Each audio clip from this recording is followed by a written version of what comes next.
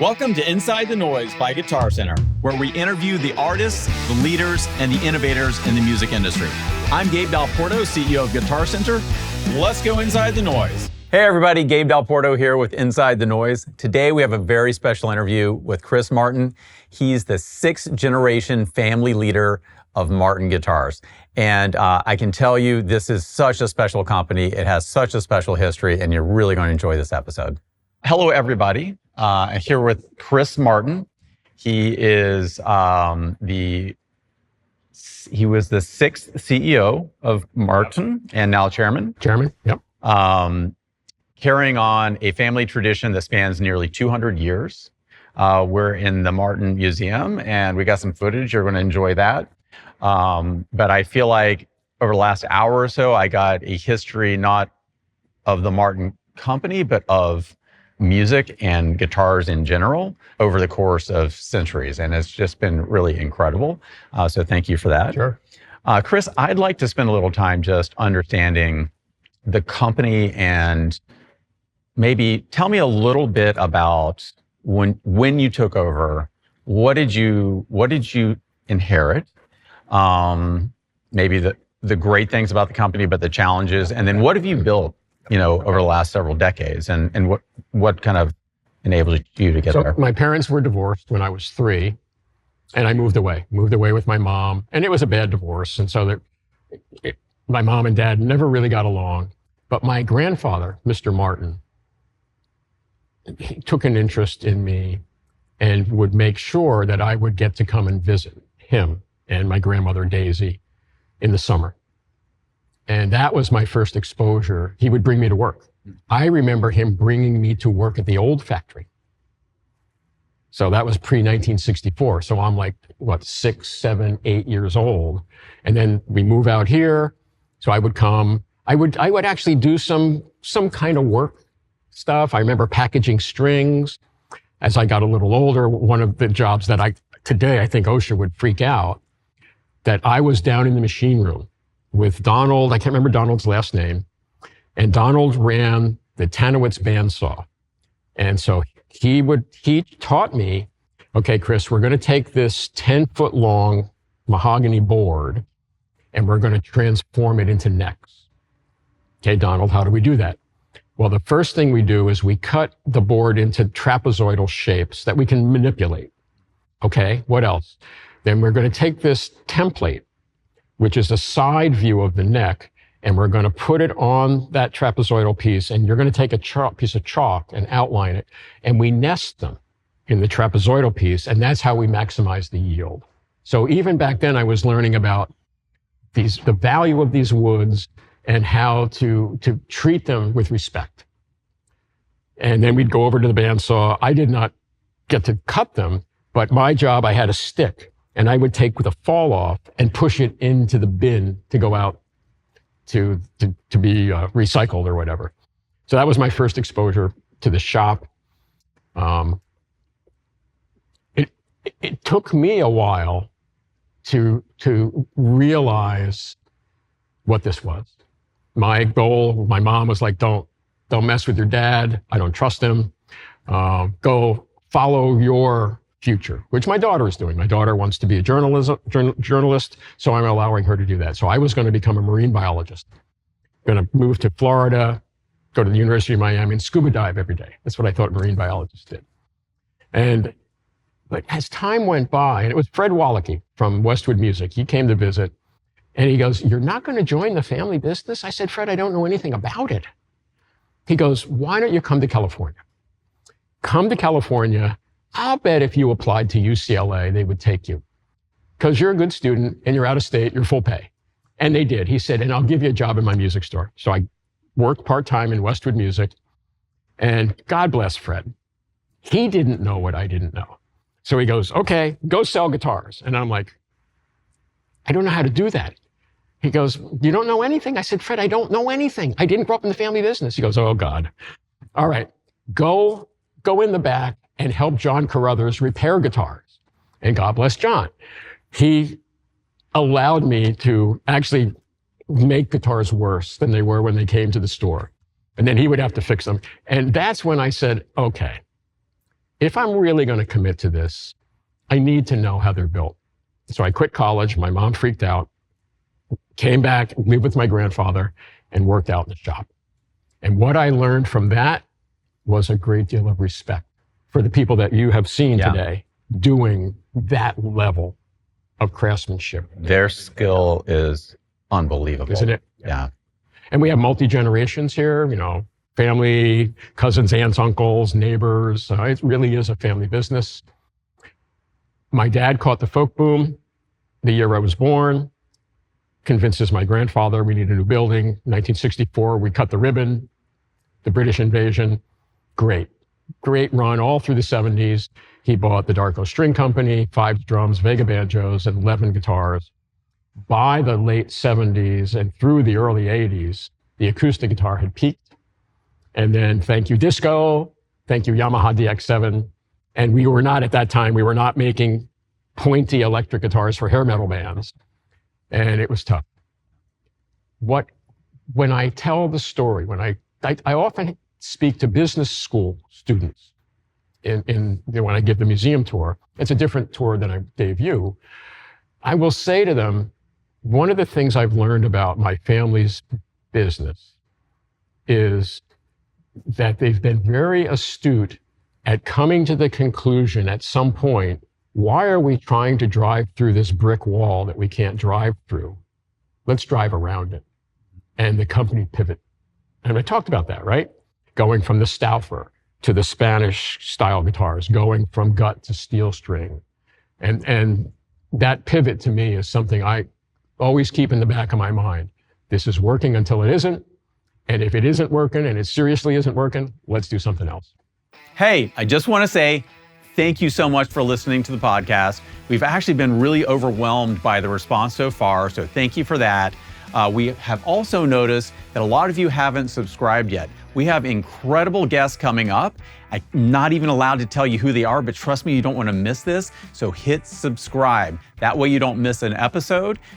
Now back to the program. So tell me, so when your dad handed the company off to you. Actually, he gave it back to his father. Okay. And then when my grandfather died, that's when the board said, right, Chris has this opportunity. And you were very young. Yeah, 33. You had a lot of debt. Ton of debt. Yeah. And you had a lot of challenges, and you did not have tailwinds. No. And yet we're sitting in this magnificent room today, and you're producing better and more guitars than you ever have in your life. How did you turn that around? I personally went on outward bound because I was not a born leader. It was not something I aspired to be. I'm an introvert. I'm shy, but I understood, okay, I'm going to have to be a leader. So I personally went on outward bound and found it really, the outward bound teaches you personal responsibility and growth and team building.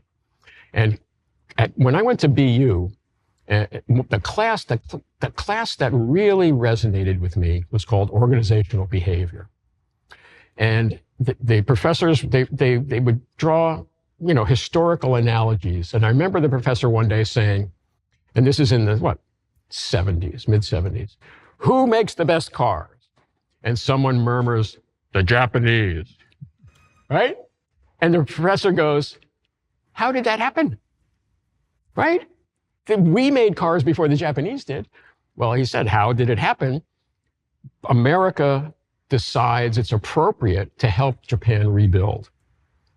So we send Professor Deming and Professor Duran to Japan to teach them modern management techniques.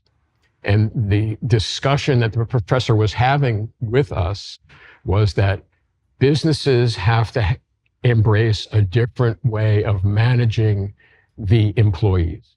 He said in America in particular, also in Europe, it was very hierarchical. And I said, of course, my family's from Germany. Of course it was. And he said, that's broken. It's not working.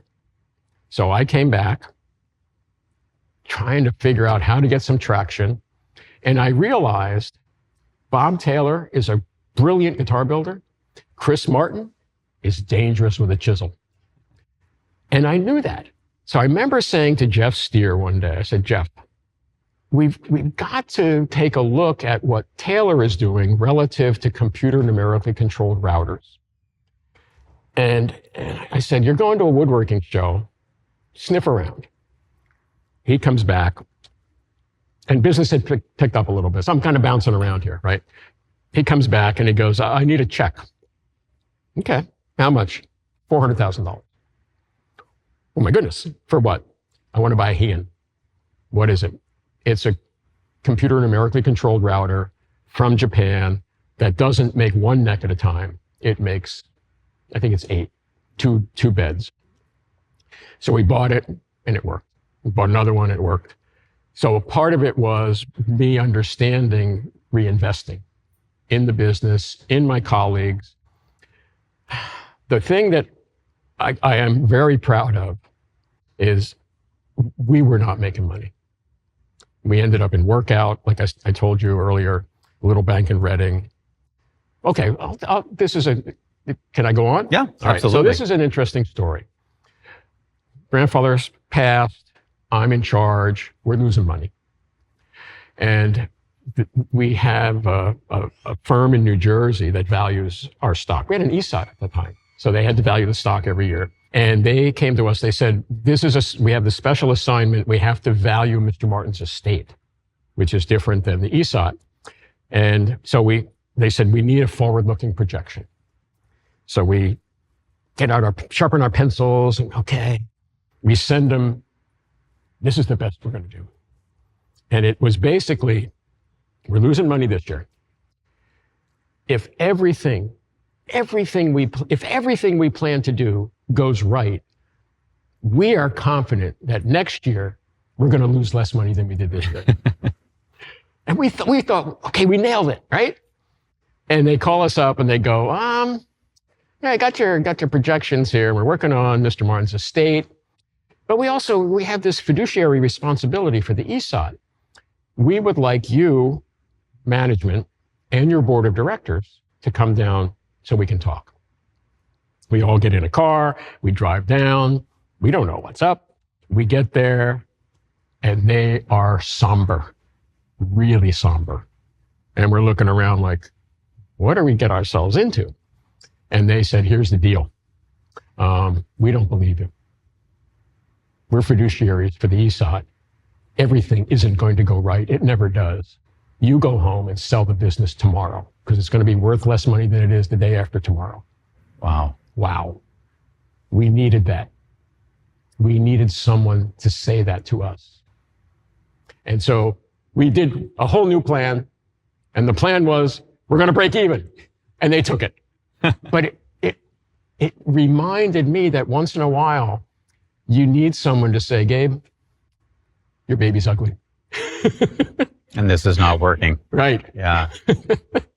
So like just the next 2 years, what did you do to change that trajectory? Focus on quality. Quality. And I instituted profit sharing. No kidding. Because I thought, what if this thing does get turned around? Yeah. And all of the reward comes to me. I'll be embarrassed.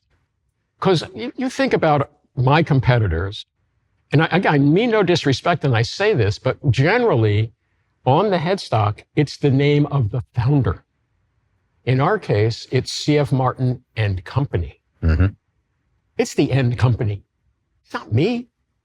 It's the end company that does it. I happen to be the guy with the name who can tell the story. So I was telling this the other day at a quarterly meeting. My friend John Marshall, since retired, he will once in a while, he'll remind me. I said, Chris, I saved my first profit sharing check. I remember the first time he said that. I'm like, John, it's real money. He goes, Chris, it was $8. I have a $20 bill framed, which is the first time I got paid for playing music. All right. Yep. And yeah, I'm not going to spend that one. So you're in dire straits. Yep.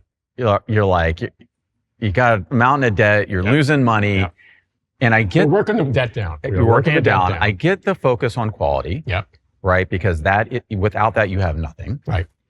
It is not intuitive that you're saying, and I'm going to give profits to our employees.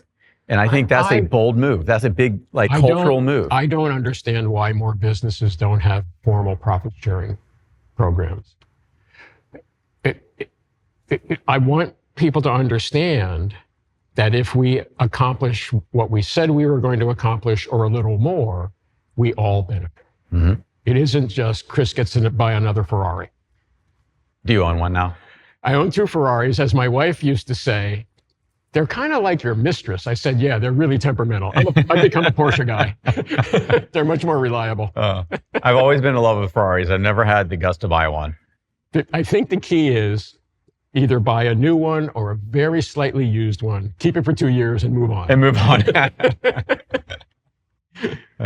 I saw your Porsche in the lobby upstairs. That's beautiful. Yeah.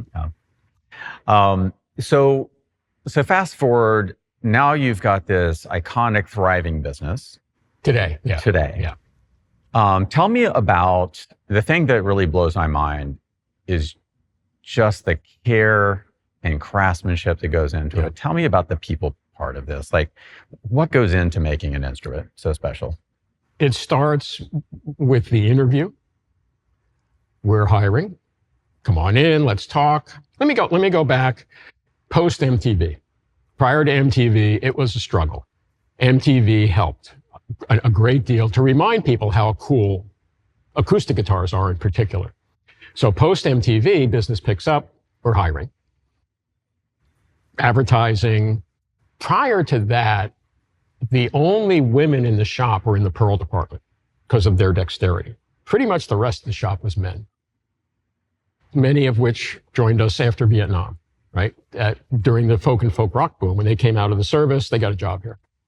So women are showing up. What had happened was every little town in Pennsylvania had what was, not every, but so many, had what was called a blouse mill. And the way that worked was Dad, if he was a blue-collar hourly worker, would get up early and go work at Bethlehem Steel or Mack Truck or Ingersoll Rand, or if they wanted to work with wood, Martin Guitar. So Mom had to get Dad out of the house with breakfast and lunch. Got to get the kids out of the house, get them to school. Mom could walk to the blouse mill and sew sleeves on shirts like a banshee because it was piece rate. That business went offshore. So now there's all these unemployed women. Okay, conversation. Do you know how to work with wood? Nah, don't have a clue. All right, it's all right, I'll teach you. Did you ever work in a factory? Yeah. Since I was 16. That's a good sign, because this is a factory. This is not someplace where you're going to build the whole guitar. You're going to sew the sleeve under the shirt in terms of guitar assembly. And they hit the ground running. So it starts with the interview. Do you understand this is a factory? I thought you were going to teach me how to make the whole guitar. You can learn, if you're ambitious, by ending up in the custom shop. That's going to take years. Are you committed to some level of acceptable productivity? Yes, I understand that. Are you committed to coming to work on time? Yes. Are you committed to quality? By that, what do you mean? So back when I first started in the shop, and this was a real sea change for quality management, we had in every department, there was a gentleman at the end, except for Pearl, where it was a woman, who had been there, done that. They were the final inspector for that department. And we brought in a consultant, and the consultant said, what does that person do? And we said, oh, that's the final inspector. What's he finally inspecting? He's inspecting all the work that was done in this department. He said, by the time it gets to him, it's too late. You've wasted all that money. You need to make everyone understand that you're, Gabe, are going to give Chris quality work. I'm going to look at your work and I'm going to say, thank you for that quality work you did. And I'm going to do the same thing. We got rid of the final inspectors. That was a really significant sea change in terms of personal responsibility. So, and the other thing is, I say to my colleagues and I'll say to people, I'm not being arrogant. You can work somewhere where they do some generic thing. We make the best of its kind. I love that. So when you think about your legacy, and the company is nearly 200 years old. Yeah. You're just producing your 3 millionth guitar. Yeah. When you think about, and I know you're a student of business and how families run business. Yeah. How do you make sure that 100 years from now, like this company is on the right trajectory? What do you want your legacy to be? I think, well, Thomas and I talked about this the other day. You mentioned it, I think, at the quarterly meeting. You would think of all the people that work here, I would be the one. If we can't make it out of Brazilian rosewood, we're not making it. And I am so not that guy. I annoy people with new ideas. I annoy people with new materials to the point it was like, Chris, stop. We can't figure out what to do with all this new stuff you want to make guitars out of. There's a reason that the traditional, particularly acoustic guitar woods, are called rare and exotic, and they're becoming more so. Mm-hmm. So my hope is that 100 years from now, we are still making the best acoustic guitars out of something. I don't care what it is. If it's Brazilian rosewood, we should have planted the tree 100 years ago. Well, what's that old saying? When's the best time to plant a tree? Right now. Or 50 years ago. Yeah. How about like values? Talk to me about like the values of the company.